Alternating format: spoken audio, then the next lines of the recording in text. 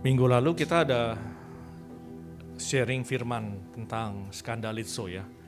Hal-hal yang membuat iman kita tersandung. Nah, hari ini kita akan membahas sedikit tentang peran dari Roh Kudus ya. Seringkali ketika kita berdoa, Roh Kudus datang tolong saya. Roh Kudus datang tolonglah saya. Kalian mengerti gak kurang lebih bagaimana Roh Kudus menolong saya ya? Apakah dia datang terus menyelesaikan masalah kita gitu? Ya. Nah, benar seperti itu ya. Tapi saya mau membahasnya lebih detail tentang peran Roh Kudus. Sebenarnya ini sudah dibahas sama Pak Yo di CHC Serpong ya, 7 seri. Nah, saya coba rangkumkan dan saya sampaikan yang beberapa hal yang saya anggap paling penting ya. Semua paling penting, semua penting. Tapi ada beberapa yang saya mau bahas terkait hal-hal yang kita akan lakukan ke depan. Ayatnya diambil dari Injil Yohanes 14, ayat 15 hingga 16.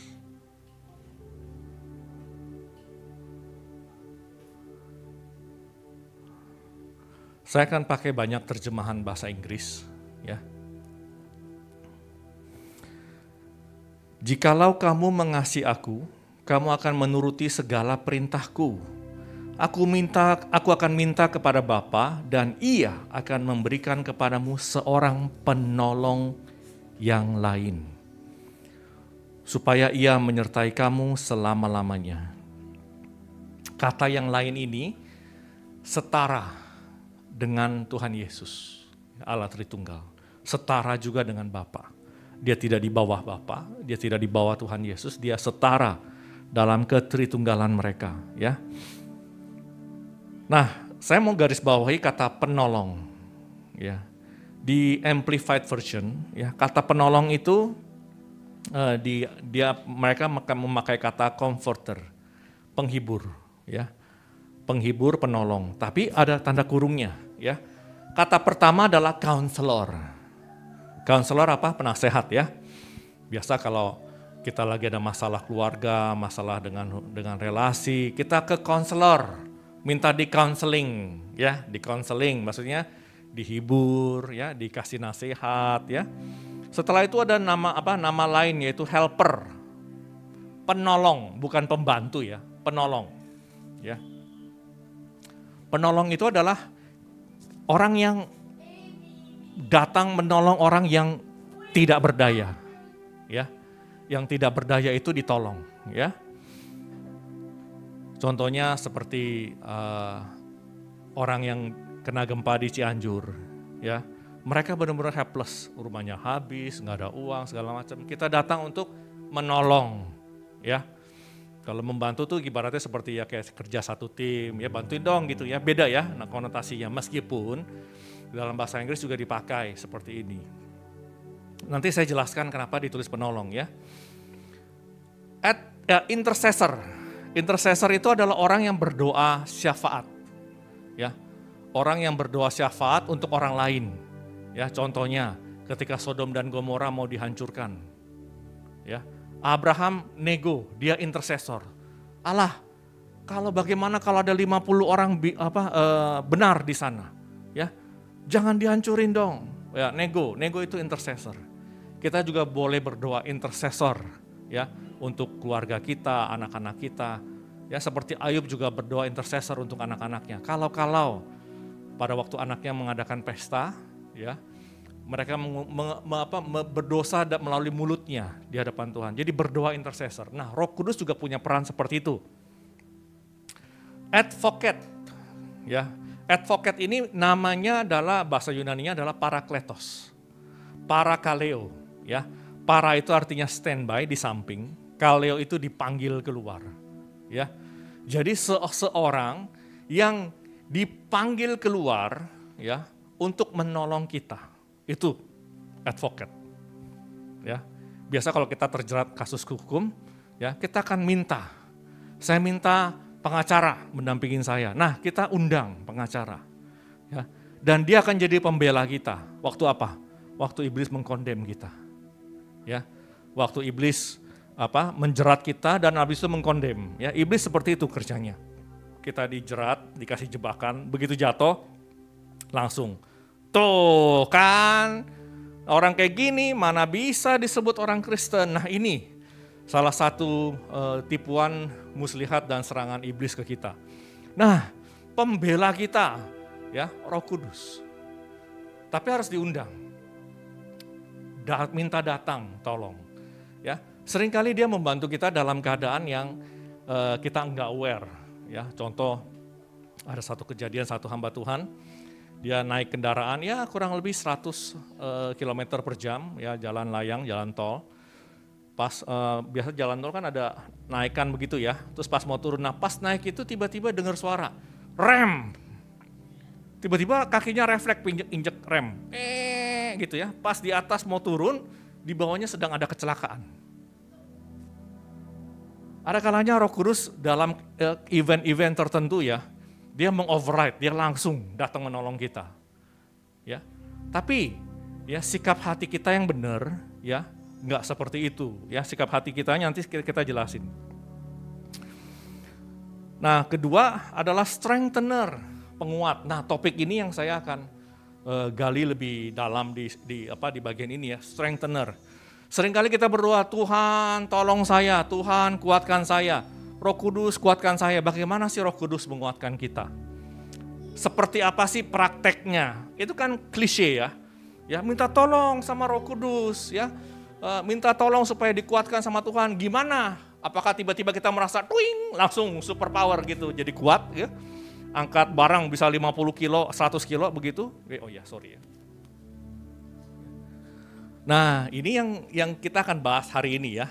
Dan standby. Wah, jadi kata-kata terjemahan di Amplified-nya itu sangat baik ya. Counselor, helper, intercessor, advocate, strengthener, dan standby. Standby artinya apa? Dia selalu di sana. Nah, banyak orang bilang, kalau Tuhan standby kenapa diundang-undang? Ya, enggak apa-apa. Ya, kita harus ingat, ya, ya. Bait Allah itu ya harus di-approach with care and cautious ya. Nangkap something enggak? Dulu zaman perjanjian lama, orang untuk masuk ke bait Allah itu mereka masuk dengan gemetar. Mereka mempersembahkan korban. Para imam pun sebelum masuk ke dalam ruang Maha Kudus untuk membakar ukupan, dia harus mempersembahkan korban. Itu pun enggak jamin dia selamat di dalam. Maka kakinya diikat. Jadi ketika kita meng-approach Tuhan yang seperti ini, ya kita approach with care, ya with cautious. Tuhan, kita tetap ingat Tuhan kita dahulu, sekarang, dan selamanya tidak pernah berubah. Dialah api yang menghanguskan, Dia Allah yang maha kudus. Dia tidak bisa mentolerir dosa-dosa kita. Jadi ketika kita datang mengundang Dia, ya, yang kita undang apa? Pertolongan Roh Kudus untuk mengaplikasikan darah Kristus atas kita. Sehingga kita masuk ke dalam hadirat Tuhan, yang Tuhan lihat adalah darah Kristus. Yang Tuhan lihat adalah karya Kristus di atas kayu salib. Ini ya, dengan sikap hati seperti ini kita berkomunikasi dengan Allah. Ya. Apakah seperti itu juga? Enggak selalu ya.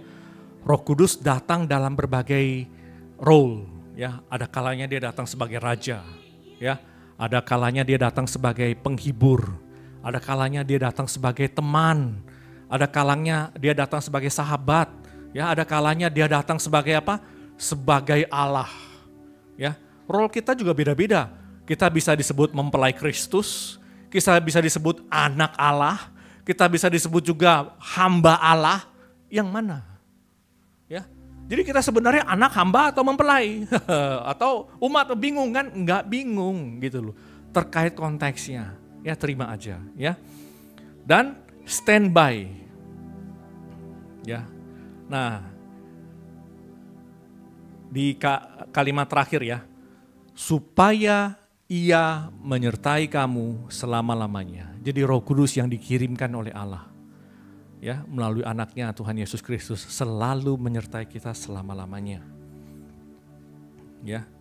Tapi ingat ya, kalimat atasnya ya. Orang suka skip kalimat terakhir. Oh, Roh Kudus menyertai selama-lamanya. Kalimat ayat pertamanya adalah, jikalau kamu mengasihi aku, kamu akan menuruti segala perintahku. Jadi nggak boleh dipisah ya. Nggak mungkin ada penolong, ya, comforter, helper, ya, strengthener, intercessor, advocate yang standby di dalam kita, di samping kita, tapi kita tidak mengasihi Allah. Makanya tadi ayat dibacakan tadi ya, kalau tidak ada kasih semua sia-sia. Semua sia-sia. Karunia-karunia roh ya tidak bisa dipisah dengan buah roh. Tidak bisa dipisah.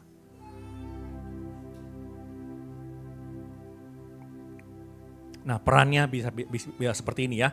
Di Yohanes 14 ayat 26 sekarang. Tetapi comforter ya, roh penghibur yaitu Roh Kudus yang diutus oleh Bapa dalam namaku, dialah yang akan mengajarkan segala sesuatu kepadamu dan akan mengingatkan kamu akan semua yang telah kukatakan kepadamu. Berkaitan dengan apa? Dengan firman. Dia akan mengajar dan dia akan mengingatkan. Ya.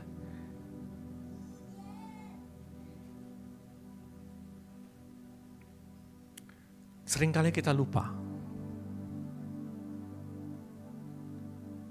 Ketika dalam krisis ya, ada masalah di pekerjaan, rumah tangga yang urgent. Misalnya anak kita jatuh, kepalanya bocor, berdarah, kita langsung panik. Wah, langsung stres, histeris. Ya, ibu-ibu biasa gitu ya. Tiba-tiba Roh Kudus mengingatkan, tenang, berdoa dulu. Oh iya ya, berdoa dulu. Ini saya merefleksikan tentang perjalanan Daud ya di 1 Samuel 30. Ketika Daud sedang dikejar-kejar Saul, dia sempat mengungsi di daerah Filistin, daerah Ziklag. Dia jadi tentara mercenary, tentara bayarannya orang Filistin. Nah, setelah dia balik, dia dengan ke-600 prajuritnya datang ke Ziklag, tempat perkemahan dia. Ziklag sudah dibakar.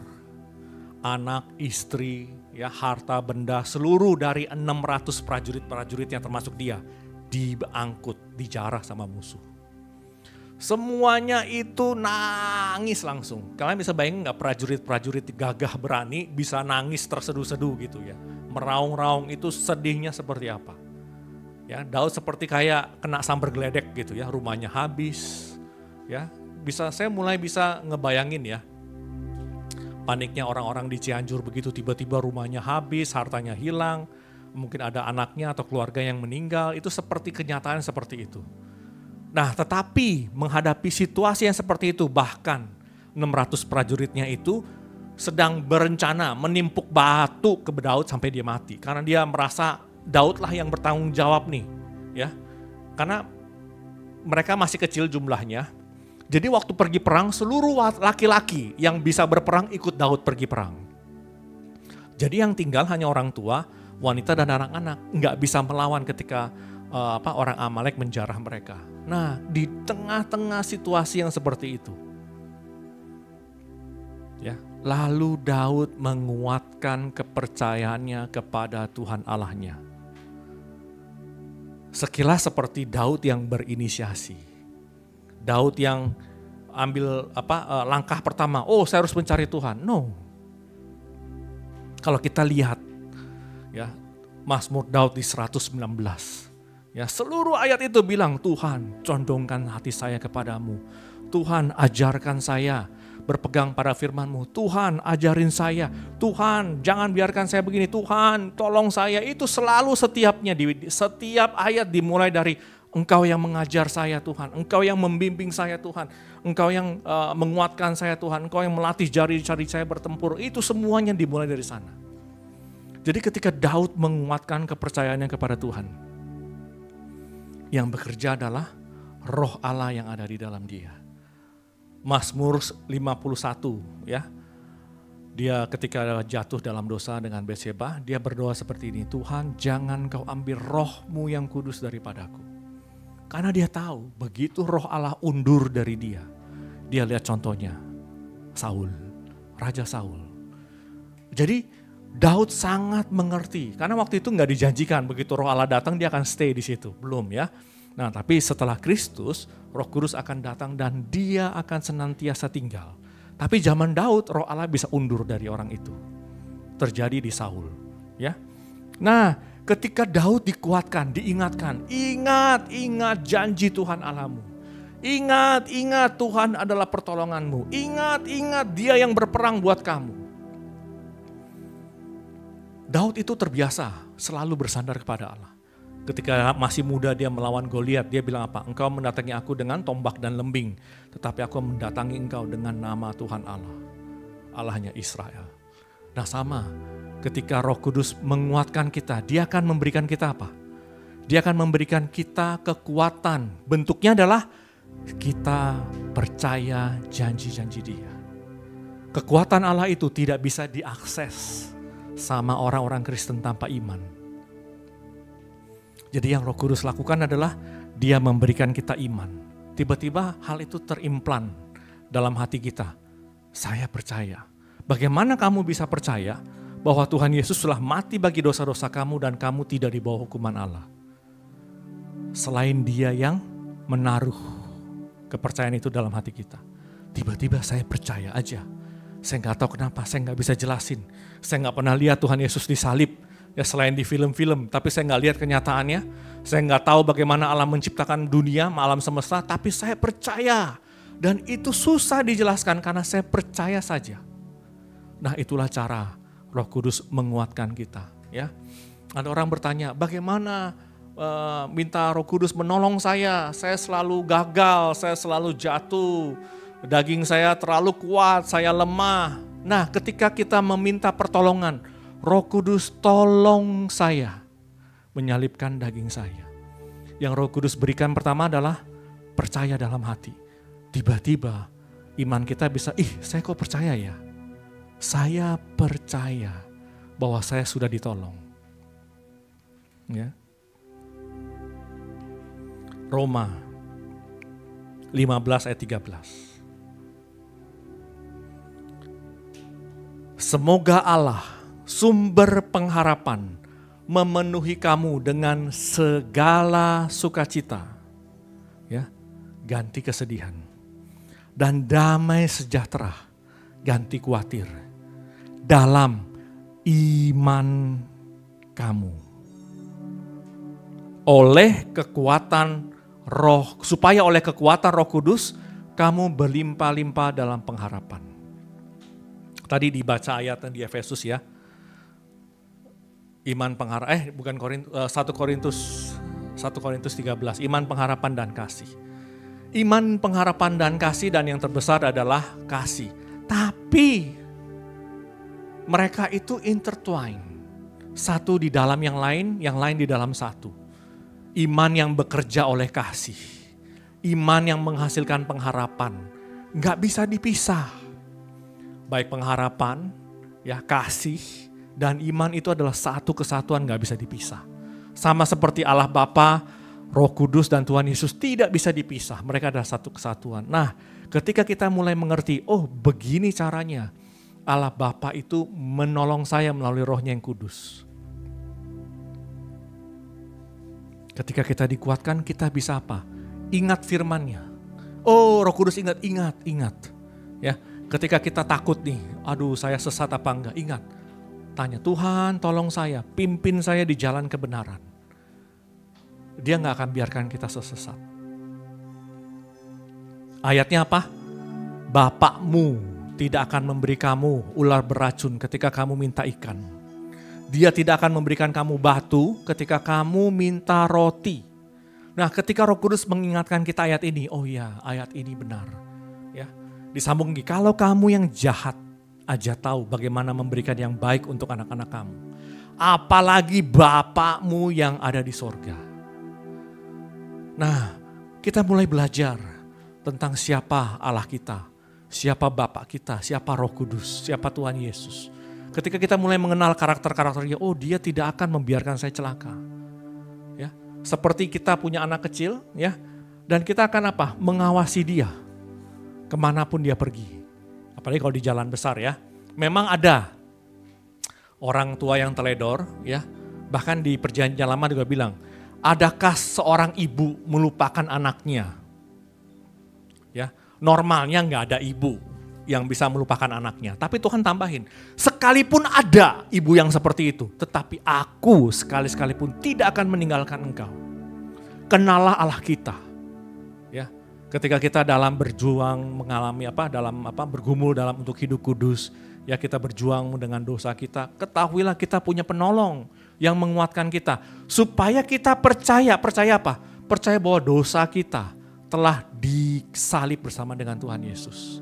Tubuh dosa ini nggak ada kuasanya lagi.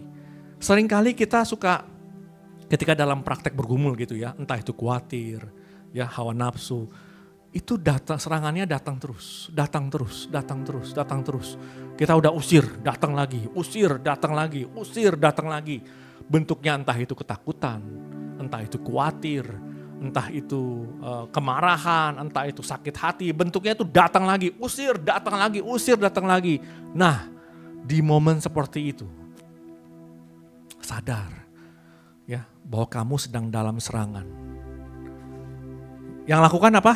Datang, saya punya Parakletos, sosok pribadi yang bisa saya panggil, saya undang untuk menolong saya, mengajar saya, mengingatkan saya, menguatkan saya, menghibur saya, dan membela saya. Nah, ini fungsinya Roh Kudus. Inilah yang dia kerjakan dalam kita. Ya. Dia yang memberikan kekuatan terhadap semua janji-janjinya. Dan janji-janjinya itu yang membuat kita nggak bimbang. Ya. 1 Tesalonika 1 ayat 5. Sebab Injil yang kami beritakan bukan disampaikan kepada kamu dengan kata-kata saja. 1 Tesalonika 1 ayat 5. Injil yang kami beritakan bukan disampaikan kepada kamu dengan kata-kata saja. Lanjutnya kita baca sama-sama. Tetapi juga dengan kekuatan oleh Roh Kudus. Ketika kita mengabarkan Injil bukan dengan perkataan. Ketika firman diberitakan, kita harus yakin bahwa saya memberitakan firman bukan dengan perkataan, tapi dengan kuasa dari Roh Kudus yang saya undang, minta tolong, bekerja di dalam saya. Ya. Indah sekali ya, bukan dengan perkataan, tapi dengan power dari Holy Spirit. Nah, yang literal translation-nya adalah because our good news did not come to you in word only, but also in power, in the Holy Spirit, and in much assurance. Bukan hanya dengan kata-kata, tapi also in power, juga in power, dengan kuasa. Perkataan itu tanpa kuasa, tanpa pertolongan dari Roh Kudus, firman itu sia-sia, masuk kiri keluar kanan.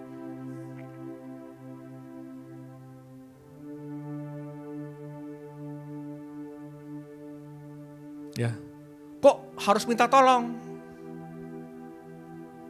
Memangnya ada ditulis harus minta tolong. Nah, saya mau buka terjemahan bahasa Indonesianya ya, terjemahan baru 1 Petrus 3 ayat 12.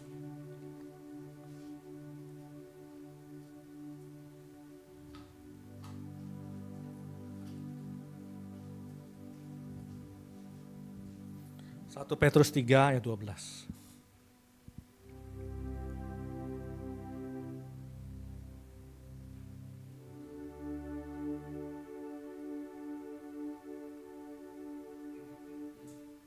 Sebab mata Tuhan tertuju kepada orang-orang benar dan telinganya kepada permohonan mereka yang minta tolong.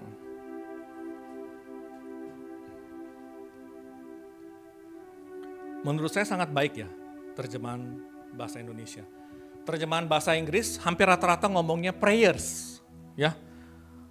Kepada permohonan prayers mereka, prayers. Tapi Indonesia, terjemahan baru, dia menerjemahkan gini, kepada permohonan mereka yang minta tolong. Nah, YLT ya, yang literal translation ya. His ears to their supplications. Ya. Supplication apa sih? Supplication itu adalah doa yang memohon dengan merendahkan diri. Minta tolong dong, bahasa Indonesianya, ya kan? Jadi ketika kita berdoa, bercakap-cakap dengan Roh Kudus, sikap hatinya seperti ini. Petrus yang ngomong, ya, telinganya, ya, pada permohonan mereka yang minta tolong. Tetapi wajah Tuhan menentang orang-orang yang berbuat jahat. Apakah harus diundang? Ya, minta tolong. Ingat, Dia adalah Tuhan, pencipta semua alam semesta. Ketika kamu datang, wajar dong, ketika kita datang nih, misalnya untuk karyawan lah ya, minta tolong sama bos kita. Kita kan ngomong gimana? Bos, ini bantuin gini. Enggak gitu kan? Kita datang, bos saya ada masalah nih bos, bisa gak tolongin saya? Apalagi kita menghadap raja segala raja. Ya. Meskipun dia standby di dalam hati kita, sikap hati kita gimana? Datang dengan supplication. Permohonan yang merendahkan hati, dengan merendahkan hati kita, diri kita. Kasihanilah saya, Tuhan Yesus. Tolonglah saya, Roh Kudus. Sikap seperti ini, ya. Makanya 1 Petrus 3:12, mata Tuhan tertuju kepada orang-orang benar dan telinganya kepada permohonan mereka yang minta tolong. Enggak bertentangan loh. Tapi dia sudah standby, dia penolong kita. Terus kita entitled gitu, kita merasa berhak ditolong tanpa harus minta tolong gitu. No. Petrus bilang seperti itu. Yakobus juga, Yudas juga, Yohanes juga, seluruh para rasul minta tolong, minta tolong. Ya. Nah, seringkali ketika kita sudah minta tolong, kita rada bingung bagaimana sih Tuhan menolong kita. Tuhan menolong kita melalui iman.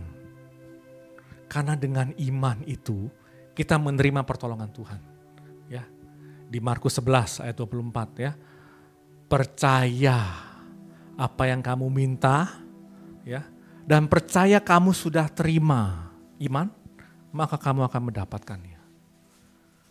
Jadi kalau kita berbicara soal kasih yang bekerja di dalam iman, iman yang membangkitkan pengharapan, intertwine. Kasih itu tidak bisa dipisah dengan iman dan pengharapan.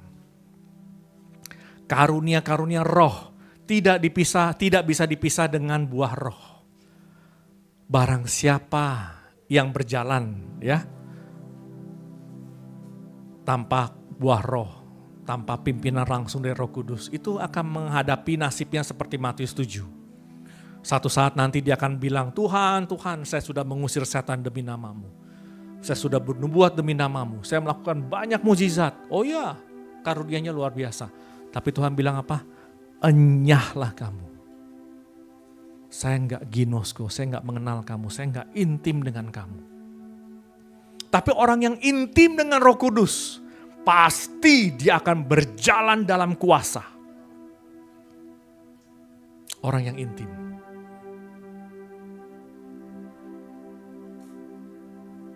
Saya percaya Pak Tong, reform berjalan dengan kuasa. Saya termasuk seorang anak yang dipertobatkan oleh dia.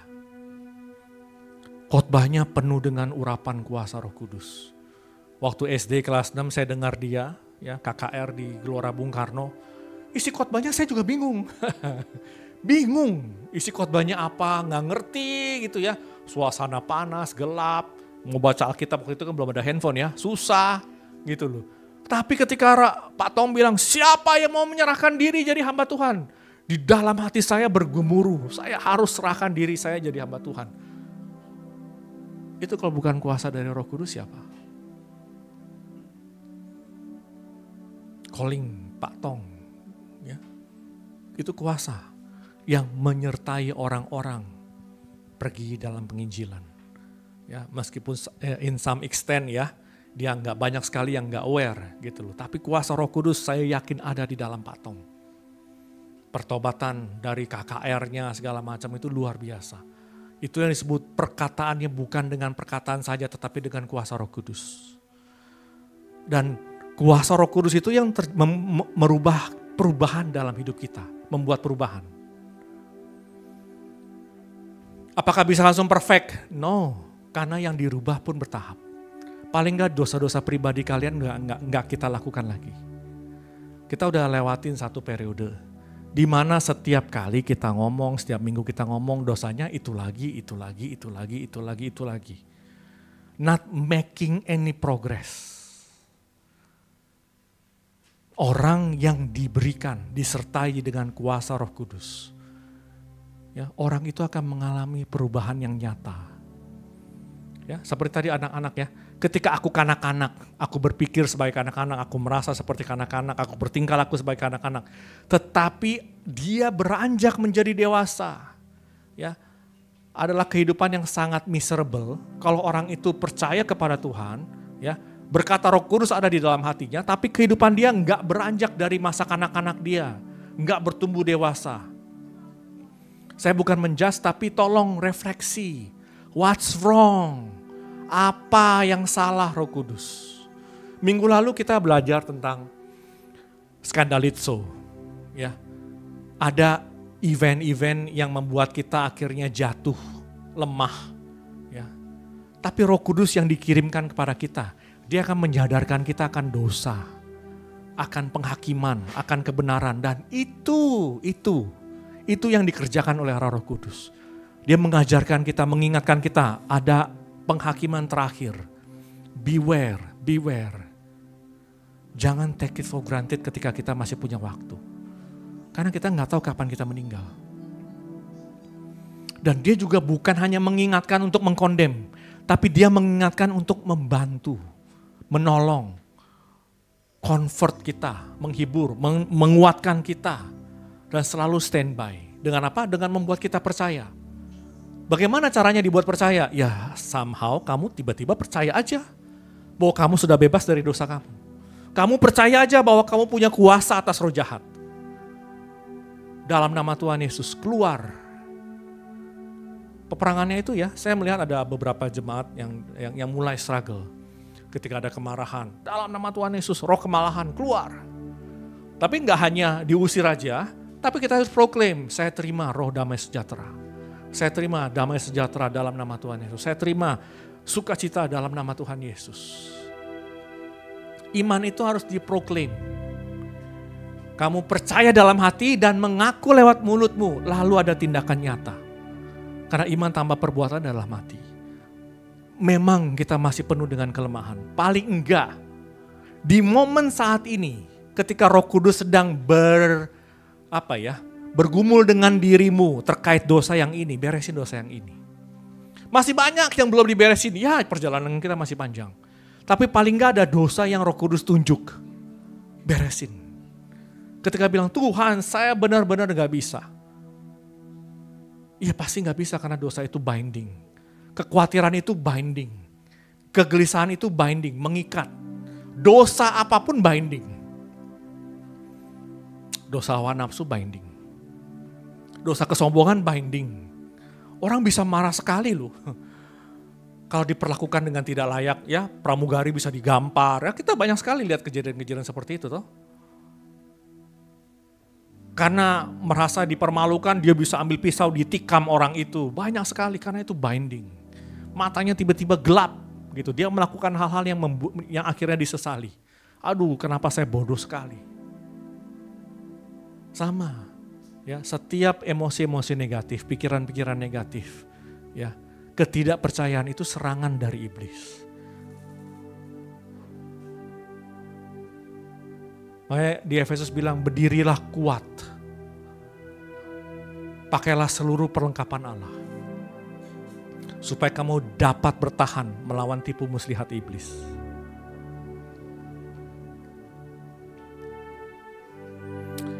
Lukas 10 ayat 17-20. Kemudian ke-70 murid itu kembali dan dengan gembira dan berkata, Tuhan, juga setan-setan takluk kepada kami demi nama-Mu.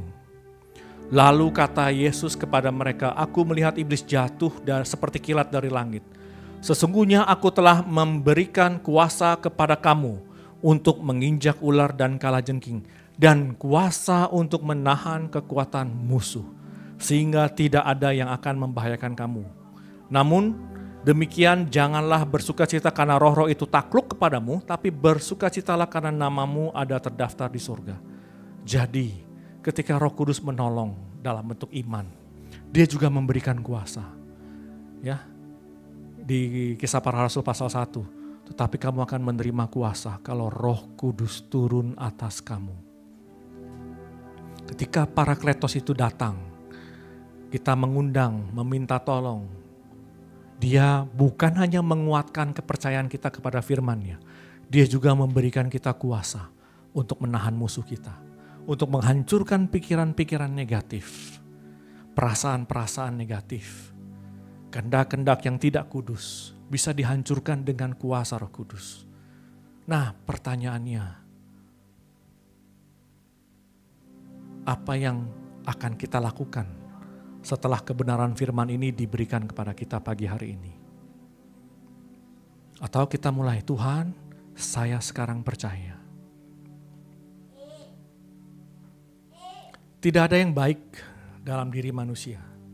Bayangin ya, ketika perintah diberikan, kasihilah Tuhan Allahmu dengan segenap hati, dengan segenap jiwa, dengan segenap akal budi, dengan segenap kekuatan. Manusia yang seperti apa yang bisa melakukan itu tanpa pertolongan dari Roh Kudus? Gak ada. Ya, di Filipi Kolose juga, aku dapat melakukan segala hal dapat kutanggung karena Dia yang memberikan aku kekuatan. Caranya Roh Kudus. Oleh kekuatannya, Filipi 2:13, karena Allah lah yang mengerjakan di dalam kamu, ya kan? Segala sesuatu, keinginan, memberikan kita power, energize, ya energio yang memampukan kita, mendorong keinginan kita untuk pergi. Orang yang pergi penginjilan itu bukan karena hatinya terbakar dengan, wah saya ingin melihat orang, no. Dari dirinya sendiri tanpa pertolongan Roh Kudus, enggak. Tapi Roh Kudus yang memberikan perasaan itu. Tiba-tiba aja saya mau. Sama ketika kita hubungan suami istri. Saya nggak bisa mengampuni dia. Tapi ketika kita meminta pertolongan dari Roh Kudus, tiba-tiba ada kekuatan, kemampuan, dorongan, saya mau mengampuni dia dalam nama Tuhan Yesus. Sama, kita mau lepas dari dosa-dosa kita, name it, dosa apa aja. Dalam nama Tuhan Yesus, Roh Kudus tolong saya mengatasi apa dosanya. Khawatir kah? Gelisah kah? Beban berat? Marah? Kecewa, hawa nafsu, apapun.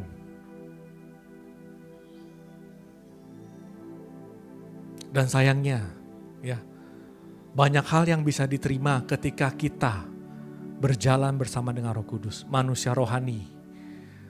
Ya, tanpa bimbingan Roh Kudus, kita nggak mungkin bisa mengerti hal rohani.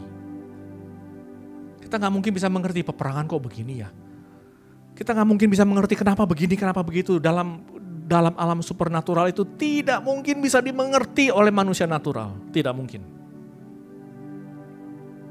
Kalian mau belajar ilmu gelap pun harus masuk ke alam roh. Di sana dikasih tahu, wah setan begini, setan begitu, kalau santet begini. Pekerjaan aram roh. Kalian bisa terima. Oh kalau santet itu baca-baca begini terus kirim dan orangnya bisa begini. Kalian bisa terima. Pekerjaan roh jahat secara spiritual. Alam roh. Tapi kita susah menerima pekerjaan Roh Kudus yang bekerja di alam roh. Kalian mau mengabarkan Injil? Baik. Tanpa kuasa, nol. Kerajaan Allah bukan terdiri dari perkataan, tetapi terdiri juga dari kuasa. Kata terdiri, ya, itu punya makna yang sama dengan iman, substance, unsur-unsur. Bayangin ya, kalau ini karet, ya, Ini kan ada rubber ya. Substance-nya apa? Substance-nya adalah rubbernya. Ya. Gelang ini terdiri dari karet-karet, itu adalah bagian dari gelangnya. Gelang itu adalah bagian dari karetnya. Nggak bisa dipisah. Jadi ketika kita meminta pertolongan, bentuk nyata pertolongan itu ada di dalam substance iman. Kalau kita bilang, Tuhan sembuhkan saya dari penyakit saya, wajah kita harus memandang kepada Kristus. Dia sudah sembuhkan saya. Tuhan tolong saya dalam masalah keuangan saya. Kita harus percaya dengan iman, saya sudah ditolong dan saya sudah mendapat pertolongan. Nah seringkali ya, kita sama seperti Petrus skandalizo kan. Kita lihat air, kita lihat ombak, kita lihat angin. Lalu iman kita pendek durasinya. Sempat beriman, tato cerut, hilang lagi. Bukan little faith ya. Karena untuk bisa berjalan di dalam air, di atas air itu dibutuhkan complete faith. Mukjizat itu terjadi ketika iman itu komplit. Langkah pertama, langkah kedua, Petrus itu berjalan dengan iman yang komplit. Tapi pendek. Orang-orang Kristen juga bisa mengalami iman yang seperti itu. Saya percaya, tapi begitu lihat rekening, pendek imannya. Rekening saya begini Tuhan, langsung masuk kaki sebelah kanannya, terjeblos gitu loh. Saya percaya Tuhan menyertai saya, tapi saya punya masalah masih begini, saya punya beban masih begini, nggak hilang-hilang Tuhan. Tuhan bilang apa? Pandang kepada Dia, bukan kepada masalah. Di Ibrani ya. Ibrani 13.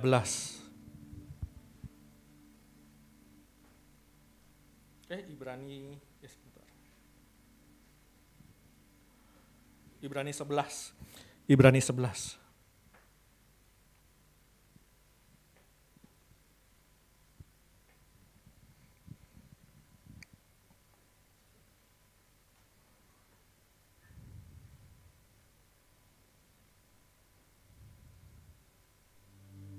Oh bukan.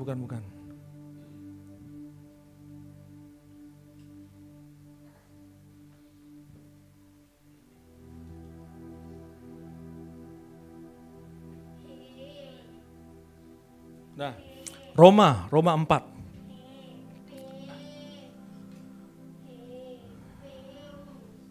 Mulai dari 18 sampai 21. 22. Ini iman ya. Sebab sekalipun tidak ada dasar untuk berharap. Secara natural gak ada yang bisa diharapkan. Namun Abraham berharap juga dan percaya. Ingat, pengharapan itu gak bisa dipisah dengan iman. Bahwa ia akan menjadi bapa banyak bangsa. Menurut yang telah difirmankan. Demikianlah banyaknya nanti keturunan kamu. Imannya tidak menjadi lemah. Siapa yang menguatkan? Allah sendiri yang menguatkan. Pertolonganmu. Walaupun, ingat, naturalnya tahu gak? Tahu, dia gak denial kok. Abraham tahu ya. Tahu bahwa tubuhnya sudah sangat lemah. Karena usianya telah kira-kira 100 tahun. Dan bahwa rahim Sarah telah tertutup. Tahu gak? Tahu. Abraham gak deny the fact bahwa dia sudah sangat lemah dan Sarah sudah tertutup rahimnya. Tahu. Tetapi ayat 20, terhadap janji Allah ia tidak bimbang karena ketidakpercayaan. Malah ia diperkuat dalam imannya dan ia memuliakan Allah dengan penuh keyakinan bahwa Allah berkuasa untuk melaksanakan apa yang telah ia janjikan. Karena itu hal ini diperhitungkan kepadanya sebagai kebenaran. Itulah iman. Secara natural gak ada yang bisa diharapkan. Bagaimana bisa diharapkan Tuhan? Ini udah akhir tahun ini. Capai target, wah mimpilah Tuhan. Itu orang dunia. Sama dong, lebih mustahil mana? Capai omset akhir tahun atau Orang berusia 100 tahun rahimnya tertutup melahirkan anak, lebih besar mana mukjizat yang harus dilakukan?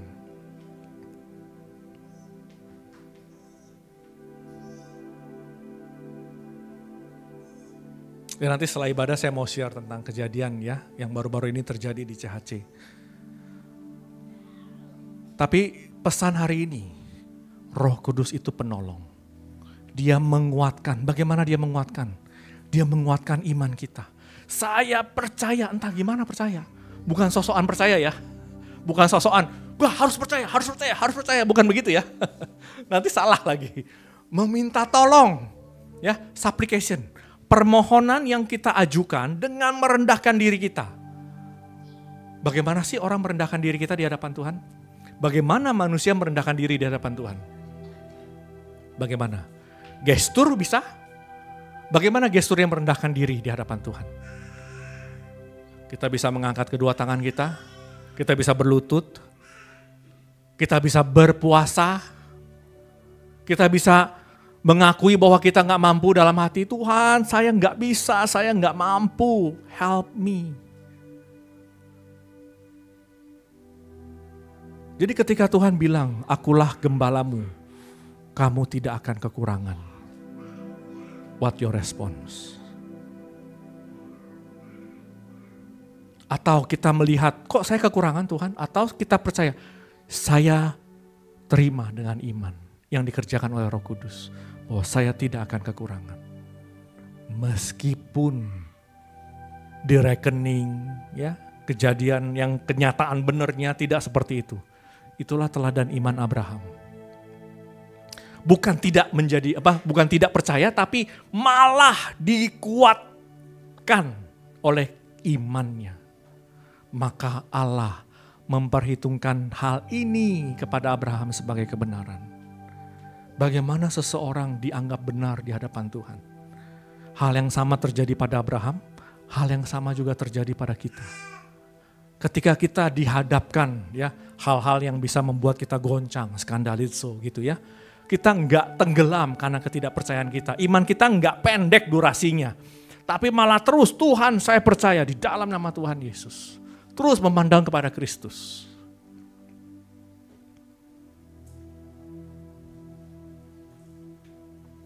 Ya, saya mau praktekkan hal yang saya pelajari, tapi menurut saya baik sekali, ya baik sekali.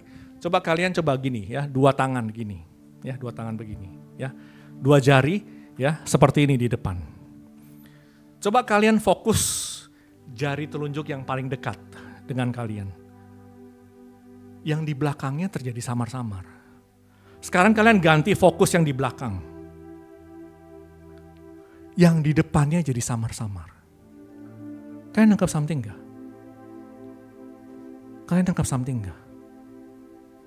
Kalau kalian hanya fokus sama apa yang di natural, kita gak akan fokus apa yang Tuhan janjikan.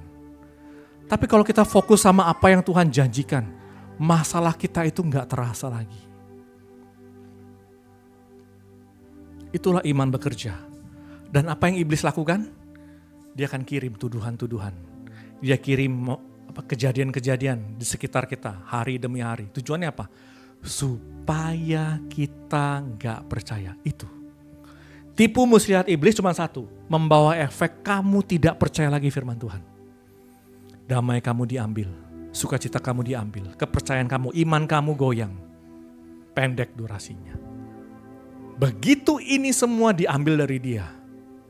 Berkat yang telah Tuhan siapkan buat kita itu gak akan ada, gak akan turun. Gak akan turun. Kita akan dirundung dengan perasaan gelisah, anxiety, khawatir, cemas, apapun itu bentuknya. Akhirnya kita gak fokus lagi untuk hidup yang berkemenangan, berkelimpahan. Nah hari ini ya, refleksikan diri kita di hadapan Tuhan. Seperti apa kita sekarang di hadapan Roh Kudus? Apakah kita punya iman yang pendek? Kita percaya sebentar, begitu pemikiran yang negatif masuk, kita imannya seperti Petrus, ya hilang, dan dia mulai tenggelam. Ya, refleksikan diri kita sekarang, ya tutup mata, kita berdoa. Ya, Allah Roh Kudus, Engkau yang menyelidiki batin dan hati manusia. Engkau yang mengetahui isi hati kami.